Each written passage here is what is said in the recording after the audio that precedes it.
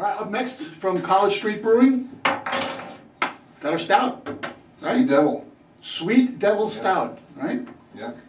So this one's a nice roasty stout. Comes in at 6.66%. First time we brewed it, that was a very convenient The happening. Devil That Stout. it ran out, right? yes. Right. It ran out as the number of the devil, so it ended up working out for us. But we were shooting for something that was, it actually ends up more in the dry stout category. So we're Okay. shooting for something that wasn't too sweet, but had a nice roast and a nice dark chocolate taste. dark to chocolate it. comes so out a lot. yeah, I mean the more it warms up, the more chocolate comes out Yeah. on the mouthfeel of it. So Let's pour that open. yeah.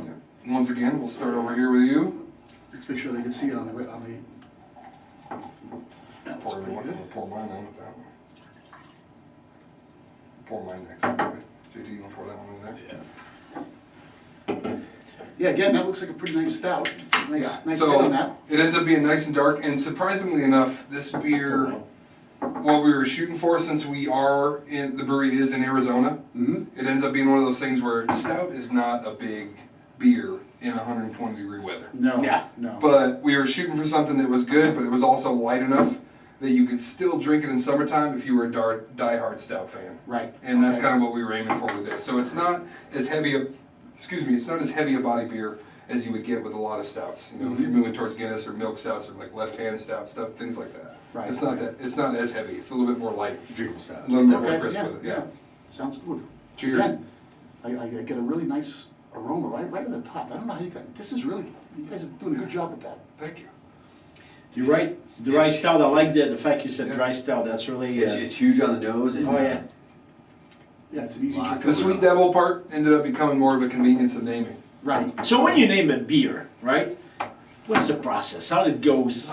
You know, you fall asleep one day with the thought that you got to figure out what to name this beer, and you wake up in the morning and an idea hits you in the face, and you bring it to 6 or 7 other people that work in the brewery. And Call you each hope- other in the middle of the night. Yeah. You hope they don't look at you and go, no, that's stupid. And if they do, then you Okay, change I'm it, you know, because I can't even imagine or even describe the amount of names I've come up with that were stupid and compared to the ones that were good. Oh, good laughs though. Yeah. Because that's another part, another dimension of craft beer nowadays. Label, names, Oh, yeah. packaging. Yeah. It's such a big competitive market. There's over 4,000 brew pub and brewer now Yeah. consider craft beer. So you guys have to fight that market share. Well- and naming is part of it. Yeah, it is a big part of it. The can design, you know, and how you're going to put it. But the joy I found with craft beer is that it's like as far as I'm concerned, it's one of the world's only leftover open source businesses in the country. So even though, you know, we're coming up with this name and we're dealing with other things, I'll sit there and I'll Google a name, and if I find another brewery that already has it, I'll call them on the phone and I'll ask them, Yeah. you know, are you using it? Or Yeah. is it not going? Is it going? And most of the time, a lot of them are going to go, well, I stopped making that beer in 2015. Craft beer, yeah. Do what you want. Craft- And then we can go ahead and use it, because as with anything creative, it's, you know, it's hard to come up with something that's 100% original Yeah. and brand new. Yeah, You know, for sure. but for the most part, we're But you're right. As an industry, it's very yeah, collaborative. We're It very really is. collaborative. Yeah. We're very collaborative. You Yeah. know, and we're all. And that's one of the beautiful thing of craft beer. Even when we go to these beer tasting events, the people collaboration is fantastic. You Yeah. know, there's not like that nasty competition between each other. I don't want to steal your stuff. No, people. I leave that to the together. sales side. Yeah. The salesmen have that. Right, competition, right. But the brewery side, we don't You deal can with go to it. a lot of craft beer brewers right here in Las Vegas, and there'll be guest taps of other brewers. I mean, you know, everybody's out there Yeah. marketing and promoting everybody else's beer. It's great. And honestly, Yeah. that's the way I look at it. If a beer bar opened up right next to us in the brewery, the first thing I would do is walk over there and ask if I could put my beer on tap. You know, Oh, I for wouldn't want them to close up and bring it. Well, someone and you're else proud can of get your it. product. You're Right. proud of it. I mean, you Yeah. should be. This is really good stuff. This is very easy drinking. Yeah. As you said before, I wanted to bring up something that's been very popular now. I've been drinking these nitro stouts recently, and they make a stout very easy drinking because they're infusing all that Nitrogen. Nitrogen. But this isn't a nitro, is it? It's not, but we actually nitrogenate this particular The beer. Creamy demon. Not, yeah, it's Keep called calling Creamy me in the Demon. middle That's of what we the do. night Okay. We do it in Yeah. the brewery. Nitrogen has a real tendency to take the harshness and the hoppiness off of a beer. Yes. And if you have a lot of depth and dynamic flavors inside a beer, nitrogen's going to help bring that out.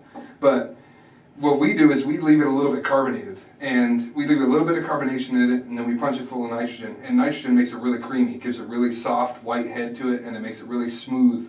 But with a little bit of carbonation bubble to it. It still gives it that kind of sting on the tongue. Mm-hmm. So what you end up flavoring with this, like the Creamy Demon, has got a real smooth vanilla and dark chocolate flavor to it. Jason, you think these nitros are more a fad, or it's gonna stay and it's gonna grow because it's growing right now at an alarming pace in my taste? You know, to be honest with you, the word fad makes it difficult to categorize anything because as people progress and try new beer styles, you know, a lot of people thought the IPAs, you know, and West Coast IPAs were a fad.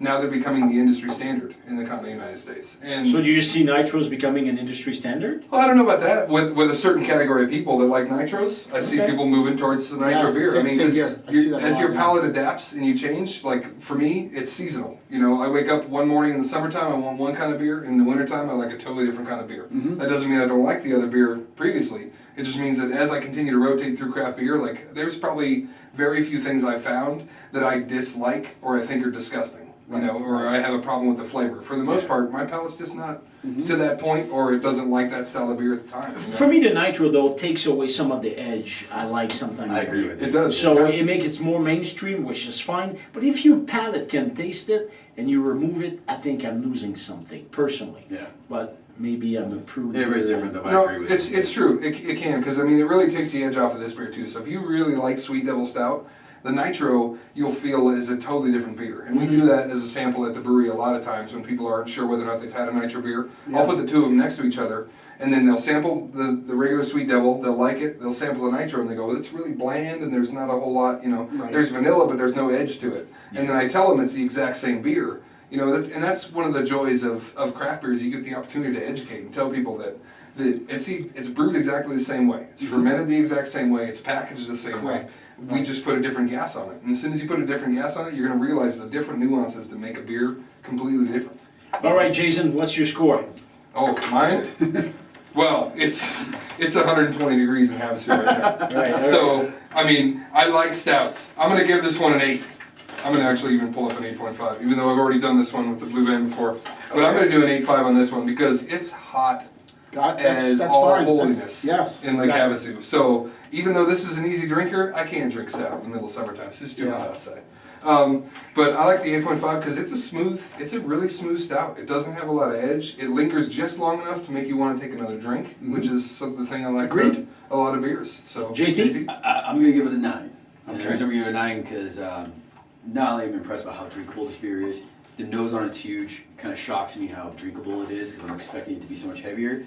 And the fat kid in me loves it with vanilla ice cream. So I'm going to give it a 9. the nitro's huge too. Yeah. Put a vanilla scoop of ice cream. Yeah. Well, I'm going to give this beer an 8.5 on this. And I'll tell you why. I think it's a really good drinking beer, like you said before. It's a good drinking stout. Personally, I like stouts that are just chocolate and coffee and, I mean, real strong kind of thing. That's the reasoning behind that. But this is a really good drinking stout that I think a lot of stout drinkers would like to try. It's So. impressive, yeah. So it's funny because we all have different palates, obviously. Yeah. And my reason is the dryness of your style that I like. That's why it's going to push it from 8 to 8.5.